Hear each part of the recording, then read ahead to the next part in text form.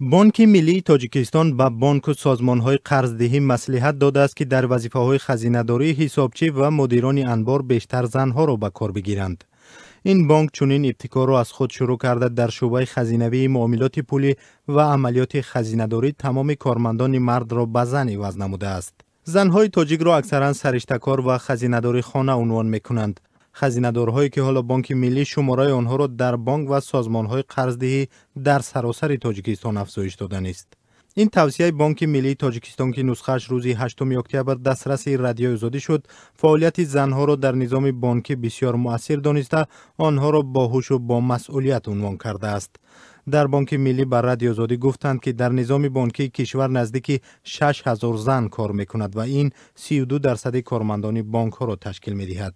اما با این حال هنوز شماره زنان راهبر در بانک‌ها به گفته مقامات بانک ملی قانع کننده نیست. در 2 سال اخیر دهها کارمند بانک‌های تاجیکستان با گمان دزدی مبلغ و یا از خود نمودن امانت ساکنان بازداشت و به مهلت طولانی روانه زندان شدند.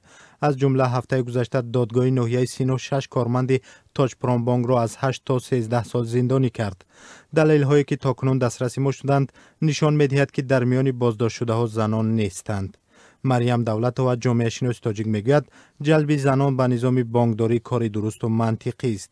او گفت اصلا اگر که ما در نظر بگیریم که زن اینستینکت غریزه مادریش بسیار شدیده، همین اینستینکت باعث میشه که زن نسبت حیات و نسبت مسائل اجتماعی با توجه تر است. در مسئله صرفه، در مسئله سرشته، در مسئله حفظ خاندان، در زیرا همه چیزی که برای خاندان پیش از همه در مغز زن کودک است. و وقتی که میگیم که در مسئله خزینه داری، در مسئله کارهایی که کار با مبلغ است، واقعا اگر که از نگاه طبیعت انسانی گیریم، زنها میتوانند در این مسئله بهتر کار کنند.